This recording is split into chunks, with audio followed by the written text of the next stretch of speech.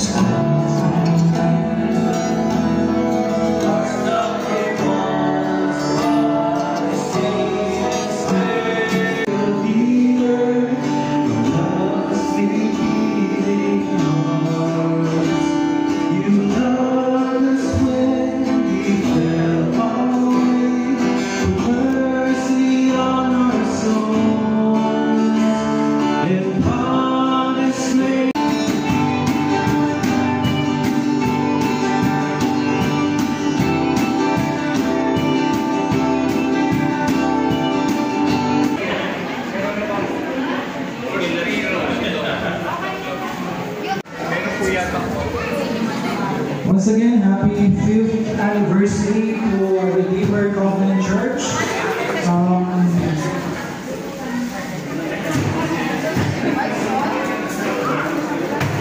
Continue with our program. Kahit na ano mo kumukuha doon. Kind of so scary. Free found po sa application sa SPC. Don't stay here.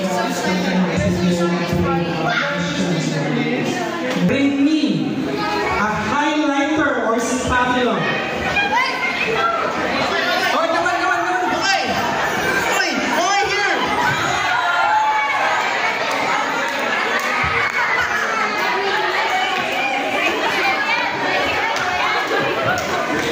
Bring me a white hair. Isa lang ha. Huwag 10. Isa lang.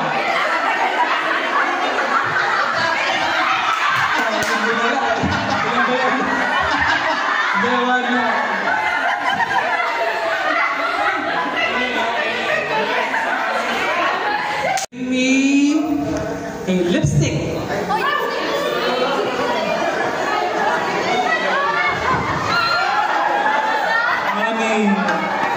Parang nasa bulsa mo lang yung lipstick ah. Parang hindi galing. A color green cup. Cup pa? Ayun eh.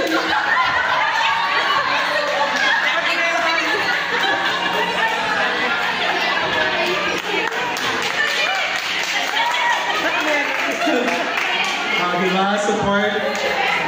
1,000 peso bill.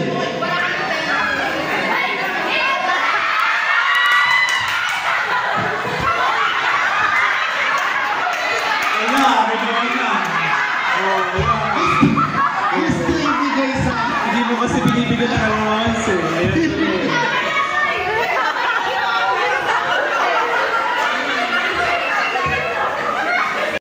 Kids, bring me notes from the preaching kanina ni Pastor Joe. Ano nanalo dito? Notes. Cellphone, sige, bring me.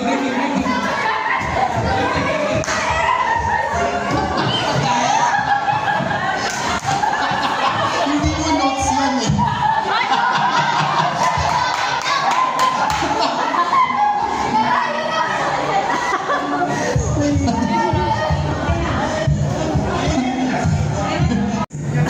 Kids, bring me a Redeemer Christian Church cup.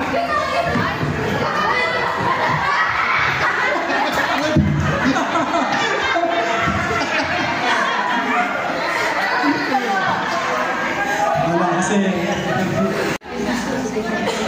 Walas na ito. Kids, bring me A keychain.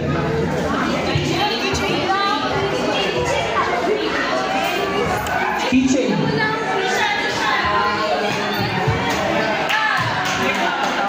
Church, it started with Pastor Jay, as Brother Ryan has mentioned a while back.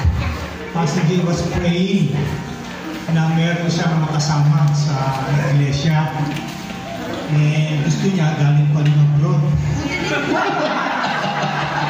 During that time, Brother Ryan was in Dubai, I was in Qatar. Ayan, so nagtataka kami bakit hindi kami matanggap-tanggap sa ibang trabaho. Yung pala pinapauwi na kami to Lord. I was supposed to work in another company, okay na lahat, and then from out of the blue, biglang nawala lahat yun. And sabi ko sa wife ko and my daughter, let's go back to the Philippines. So nauna sila, tapos pinabalik ko pa sila sa Qatar, and then sabi ko, uwi na tayo. Ganun na nangyari. So uwi kami, and si Ryan naman, I don't know kung ano yung kwento niya that time. Ako naman, nawalan ako ng trabaho ng around November ng 2017 na tayo. So, wala pa talaga akong balak umuwi dito kaso wala pa kaming baby. Bagong kasal pa lang kami ni Kim nung time na yun. So, sabi ko, sige, uwi muna ako. Tapos, sinend ako actually ng isang na mag-plant dito, yung Rise Up, not originally na kwan. So, nung dumating ako, nagpupunta-punta pa ako sa Cavite, para mag-preach din. Tapos, later on, nag-resign din lang ako dahil hindi ko kinaya. Nung naghanap-hanap kami ng ka-church, attendan namin namin mag-asawa. Tapos, sino na nga ba si... 1 week before ng September, hindi ako nagkakamali, September 2 or September 1, yun. Ang balak pa talaga namin, doon muna kami mag-church sa bahay ni na Pastor Mike, since 3 families lang kami ng time na yun. Actually parang 4 kasi kasama si na Alan tsaka si na Noel, di ba? Ng time na yun, tsaka si na Kuya Jomay, sino pa si Rolly, di ba? So, tinutulungan tayo. Pero, nung time na yun, wala talaga kaming mahanap pa. Naalala ko pa, 2.5 lang yung pera namin. 2.5 lang yung time ng yung dala namin. Tapos sabi, sige, hanap ako. Sabi ni Pastor J, sige, hanap tayo. Alam niyo, yung speaker na yan, kasabay pa namin yan, yung speaker na yan. Yung speaker na yan, yung pulpit na isa, yan ang mga unang kasama namin. And, nung siguro Friday, nakahanap si Pastor J dito nga. Sabi niya, ay, sa school, sa Manuel L. Quezon, pwede daw tayo magrenta. So, kinausap niya yung principal.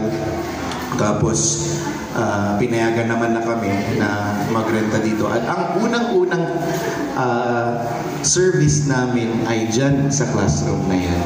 Yan sa labas. Actually, kasama na rin namin ata na sina Ate Karen that time. Diba? Sina Ate Karen. Yun, hindi namin mapakita yung photos kasi so yun, nandyan kami. Ayun. Tapos yun ang unang-unang service namin. Ano naman kalooban niyo sa amin? Nung kami ni Pastor Mike ay na-sense namin na medyo hindi nga fit yung aming sarili roon dahil magkaiba yung aming persuasion, and we decided na instead na guluhin namin yung church, silently kinausap namin yung mga leaders at nag-pray kami talaga. Sabi ng Panginoon, bigyan nyo kami ng direksyon. Yun na, 2018 September first week, nag-start kami September 2 dyan sa classroom na yan. At puri ng Panginoon dahil since 2018 hanggang ngayon, siya po ang patuloy na nagsusustain sa iglesia nito.